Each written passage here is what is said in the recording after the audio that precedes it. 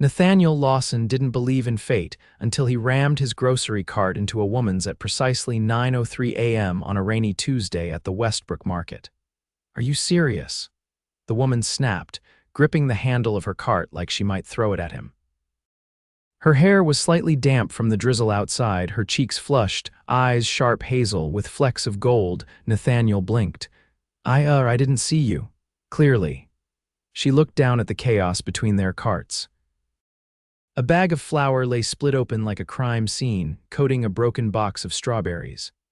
"Oh great, that was the last box. I'll pay for it," he said quickly.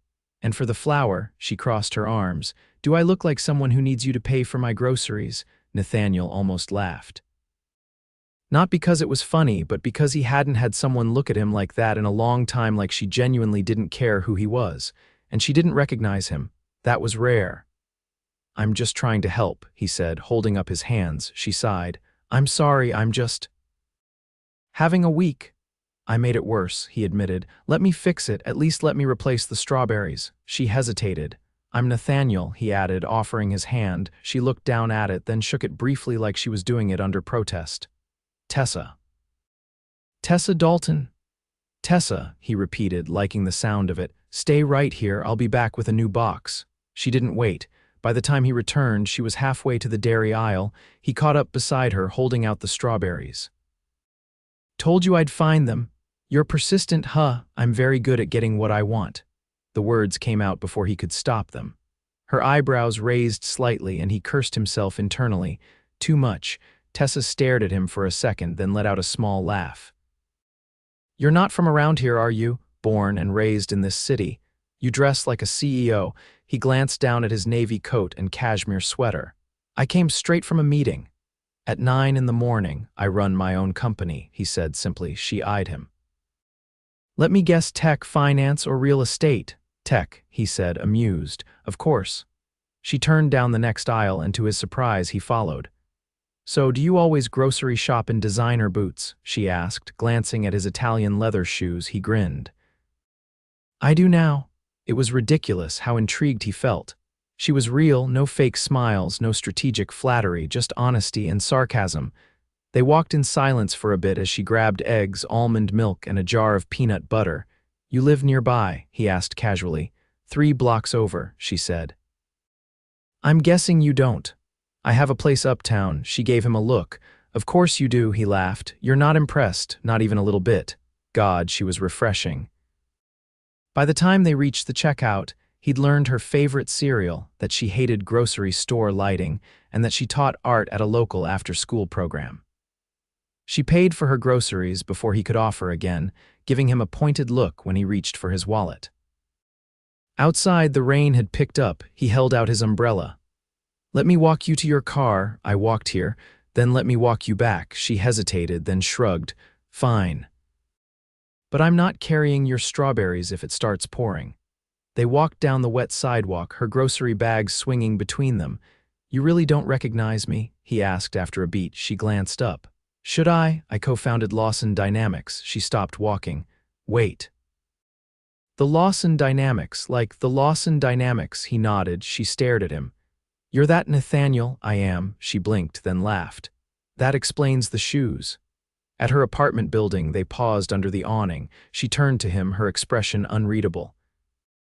"I've got to go," she said, shifting her bags. "Dinner," he said suddenly. "With me?" Tessa raised an eyebrow. "You're asking me out. I'm telling you I want to see you again."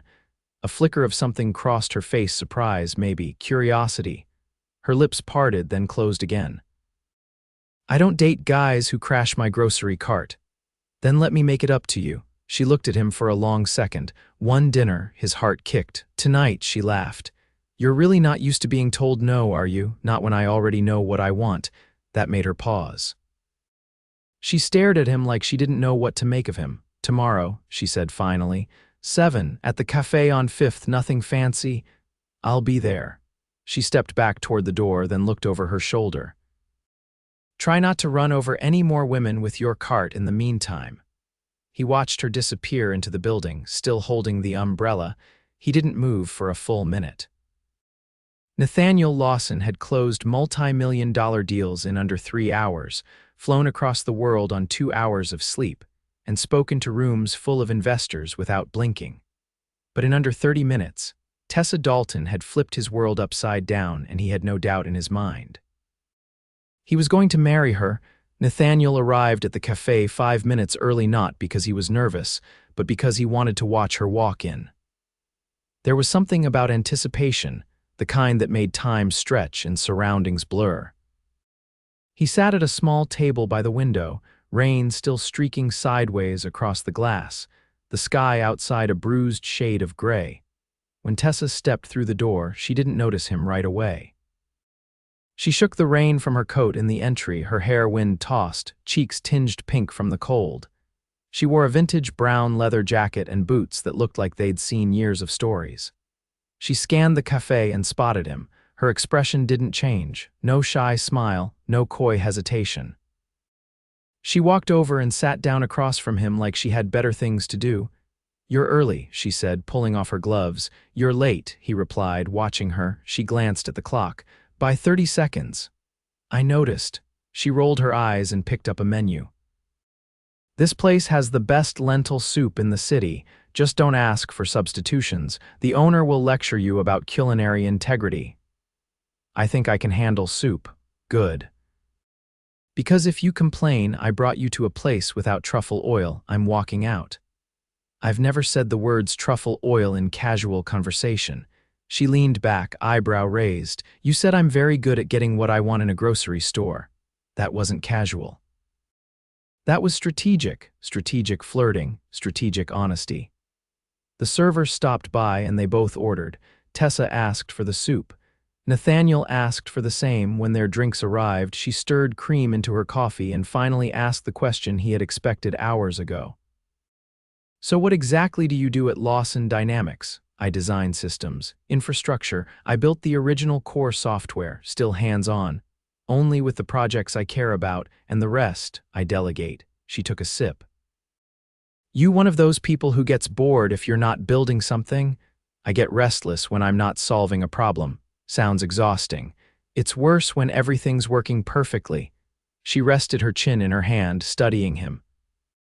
"You look like someone who hasn't had anything go wrong in years." Nathaniel met her gaze. "You'd be surprised. Try me." He hesitated, then said, "I lost someone 4 years ago, my brother." Her expression changed, softening. "I'm sorry. We weren't close growing up. But right before the accident, we just started talking again." She didn't rush to fill the silence. She didn't offer platitudes, just looked at him like she was still listening. "He was reckless," Nathaniel added, "always crashing motorcycles and chasing storms, but he was brilliant too. He could build anything, no formal training, just instinct." Tessa nodded. "Sounds like the kind of person who burned bright." "Too bright," Nathaniel said quietly. They didn't speak for a moment. Then she asked, "Do you think that's why you work the way you do? Like you're making up for lost time?" "No," he said, then paused. "Maybe. I think I just never want to feel like I wasted time again." When their food arrived, she changed the subject. "You ever paint?" He blinked. "Not since grade school. You should try it again. You teach kids. Adults too, Monday nights." He leaned forward. "You're inviting me to one of your classes." "I'm saying you might benefit from making something you can't control." "I don't like failure." "That's the point." She smiled for the first time since she walked in, and it hit him like a punch, unexpected and devastating. "You ever watch someone try to paint something out of their depth? You can see this moment where they realize they're not in control anymore. That's where the good stuff starts." Nathaniel stared at her. "You really believe that?" "I live it." He reached for his coffee. "Do you ever paint for yourself?" "Only when I'm falling apart." "Does it help?" She nodded. "It keeps me honest." The rain outside had stopped while they talked, unnoticed. Nathaniel hadn't thought about the time until he saw the cafe owner turning off the neon sign in the front window. They stepped outside, the air crisp and damp. Tessa wrapped her scarf tighter. "Do you need a ride?" he asked. "I can walk." He didn't push it. At the corner, she turned to him. "Thanks for dinner." "Can I see you again?" She tilted her head. "You still think this is going somewhere?" "I don't think," he said. "I know. That sounds like someone who's used to winning." "Only when I pick the right opponent." She laughed a short, surprised sound and then shook her head. You're impossible, persistent, he corrected. She turned and started walking. Good night, Nathaniel. He watched her disappear into the night again, but something had shifted. The attraction was no longer just curiosity, it was tethered now to something deeper, something real. He'd told her more in one dinner than he'd told anyone in months. And somehow, she'd made it feel like none of it was enough. Tessa tugged a paint-splattered apron over her head, the scent of turpentine and old brushes thick in the air. Her Monday night adult studio class at the community center had already begun to fill. She didn't look up when the door creaked open again until the room fell still. Nathaniel stood in the entry, too tall, too polished, and holding a rectangular cardboard box like it might explode. "You're late," she said, not looking up from the palette she was mixing. "I brought supplies," he replied, holding up the package like a peace offering. Tessa gave him a look. "You bought your way into my class. You said I needed to fail at something." "I'm here to oblige." He took the only open stool, right beside a woman in her 60s who was currently painting a field of red umbrellas floating through the sky. Nathaniel set the box down and opened it. Inside were pristine, top-tier brushes, a full set of oil paints, and 3 stretched canvases. Tessa narrowed her eyes. "Where'd you get that?" "The shop around the corner. That place charges triple for everything." "I didn't ask about the price." A few students giggled. Tessa didn't. She crossed the room and leaned over his shoulder. "Here's your assignment," she said, handing him a reference photo. "Replicate this using only palette knives and 2 colors." He glanced at the photo, a woman standing in a doorway, shadows cast across her face, and then at the palette knives. "That's it, no brushes and no talking for the next hour." She walked away before he could respond. He didn't talk, not once, but he worked. His movements were cautious at first, then increasingly confident. He didn't look up again until class ended and the room started to empty, students saying their goodbyes and packing up their canvases. Tessa stood behind him, arms crossed. "You didn't follow the rules." "I used 2 colors. You added white. I thought white didn't count. It always counts." He turned the canvas toward her. It wasn't good, not by any technical standard, but it had weight. The shadows were too heavy, the figure too abstract to resemble the reference, but there was something honest in it. "I didn't expect it to matter," he said, setting down the knife. She glanced at him. "You mean painting?" "No, whether you'd approve." Her jaw tightened. "This isn't about me." "It is." She picked up his canvas. "You didn't fail, I know." "Why?" "Because I was trying." She lowered the canvas slowly. "You're not what I expected. You're exactly what I did." He stepped closer, and for a moment she didn't move. Then her voice dropped. "You can't just show up in my world, Nathaniel. You don't belong here." "Then tell me where I do." She opened her mouth, then closed it. He took advantage of the silence and closed the distance between them. "I'm not asking you to let me in all at once," he said. "But I'm not going to disappear." He didn't wait for a response. He just reached into his coat pocket and pulled out a folded piece of paper. "What is this?" "An invitation." She unfolded it. Her eyes scanned the page, and then her head snapped up. "You're hosting a fundraiser gala for the East Side Youth Arts Foundation," he said. "They're losing their building. I'm matching donations." She blinked. "That's the program we're partnered with." "I know, that's why I want you there." She shook her head. "This is a black tie event. I don't own anything that even remotely qualifies. Now you're just giving me excuses." "I'm serious, so am I." He turned to leave, then paused at the door. "I'll have a car pick you up at 7. If you don't come, I'll assume you weren't interested." Tessa stared at the paper in her hand long after he left. The next night, she stood in front of her closet, cursing under her breath. Everything she owned felt wrong, too plain, too lived in. She was about to give up when there was a knock at her door. She opened it to find a tall woman holding a garment bag and a shoebox. "Miss Dalton," she asked. "Mr. Lawson asked me to deliver these." "I didn't agree to go." "He said you'd say that." The woman passed her the bag and left without another word. Inside, the dress was unlike anything Tessa had touched, soft blue silk that caught the light like water. The shoes were delicate, almost translucent, and the note tucked inside the box simply read, "No more excuses." By the time the car pulled up, she was dressed though, still unsure why she'd let herself be.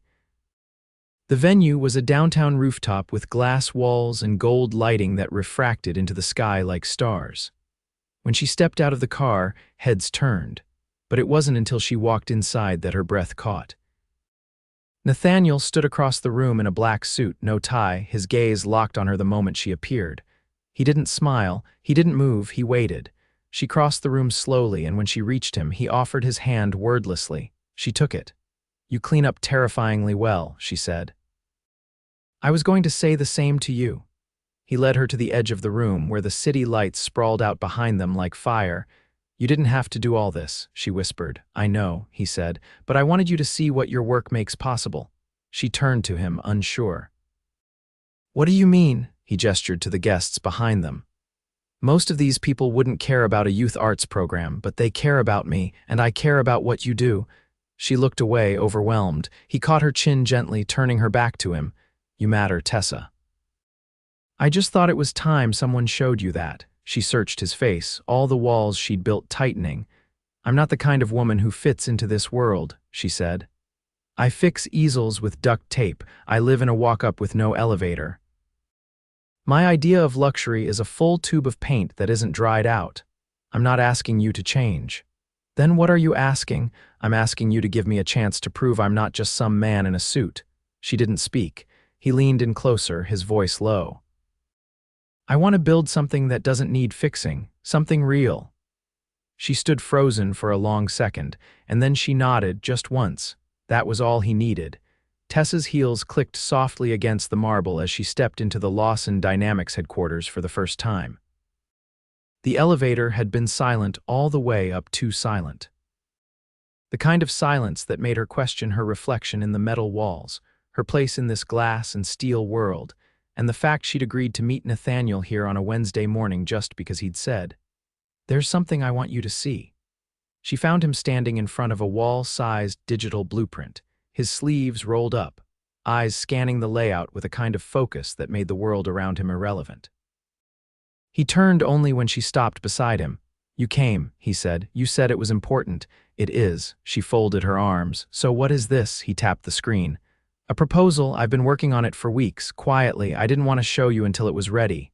She stepped closer.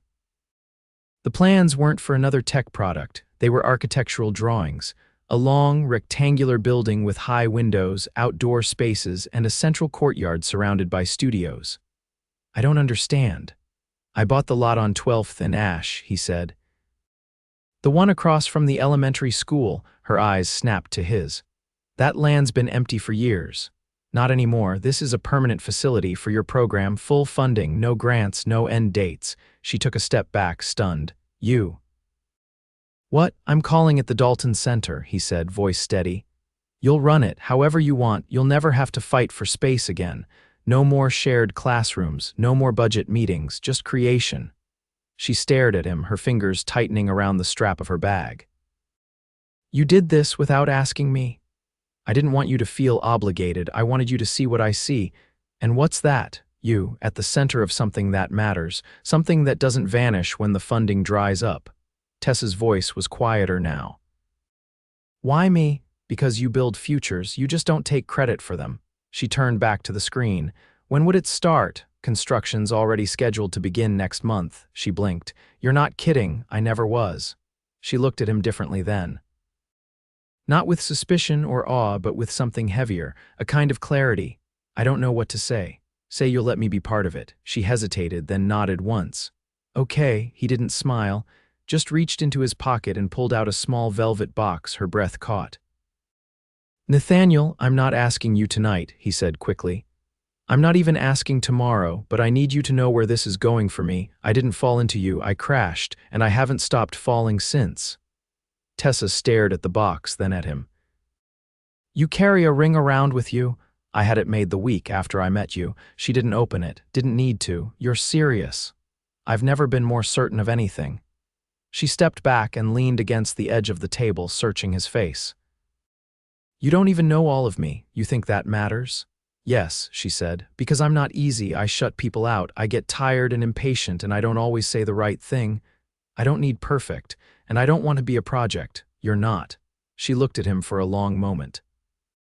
"Then why me?" Because you're the only one who didn't ask me to be anything else. The silence between them stretched, but it wasn't heavy, it was full. His gaze never left hers. She thought of the first time he'd looked at her, in that chaotic grocery aisle, when flour had covered the floor and he'd offered her strawberries like they were currency. She'd thought he was ridiculous. Now she thought he might be the bravest man she'd ever met. "I want to see the site," she said finally. He nodded. "I'll take you now." "No," she said. "I want to go alone. I need to stand in it, just me." He didn't argue, just handed her a key. "The gate's already open." She turned before he could say anything else and walked away, past the gleaming lobby, the polished floors, the walls that whispered power. Outside, the wind was picking up, and for the first time in weeks, she didn't feel like she was bracing against it. The lot on 12th and Ash was bigger than she remembered. Empty, but not lifeless. She stepped through the gate, gravel crunching beneath her boots, and stood in the middle of where the courtyard would be. She closed her eyes.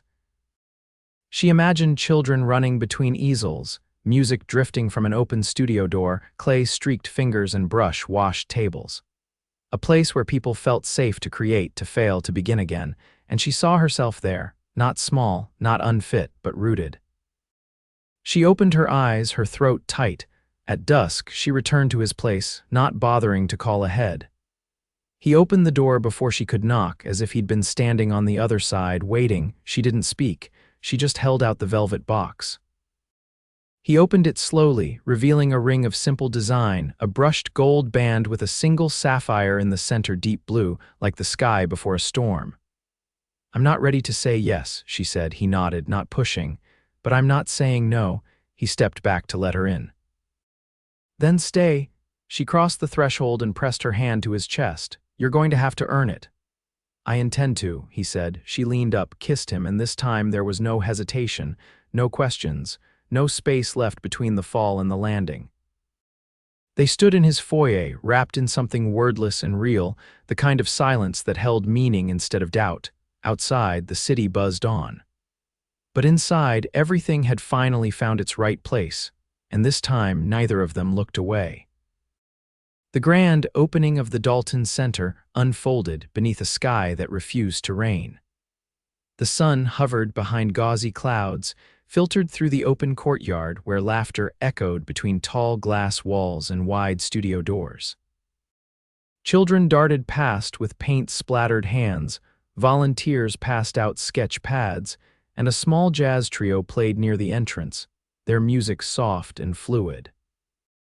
Nathaniel stood near the far end of the courtyard, dressed down in charcoal slacks and a crisp white shirt with the sleeves pushed up, watching Tessa from a distance as she spoke to a group of donors beside the sculpture garden. She looked completely at home, barefoot in leather sandals, her hair twisted up with a pencil through it, a splash of crimson paint on her forearm like a badge of honor. She hadn't noticed him yet. He liked that. Liked seeing her like this, unfiltered, magnetic without trying, a force of nature moving through a world she'd helped build with her own two hands. He approached only when the donors dispersed, and she turned toward the wind, tilting her face to the soft breeze. She caught sight of him and smiled, not the careful kind she gave strangers, but the one that reached her eyes. "I didn't think you'd stay the whole day," she said as he reached her. "I wasn't going to leave before the ribbon cutting. You hate public speeches? I'll survive yours," he said. Barely, she arched an eyebrow. "You're making one too?" "No, you're listed on the program." He looked mildly horrified. "Whose idea was that?" "Mine." He shook his head with a resigned breath.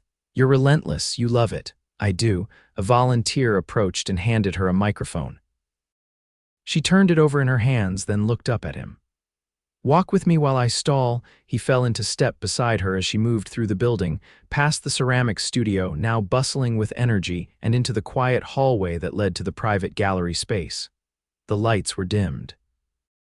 "The walls still bare, this room's still empty," he said. "Not for long," she replied.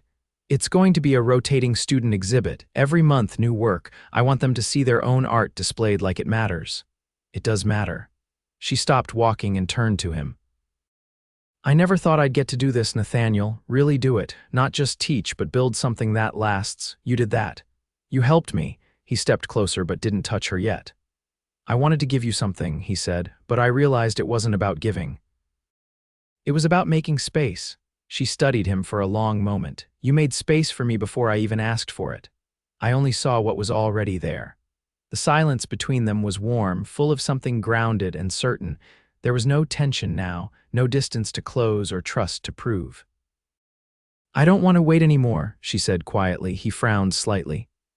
For what? She reached into her back pocket and pulled out a small velvet box, the same one he'd once handed her, unopened. His breath caught. I've kept it, she said.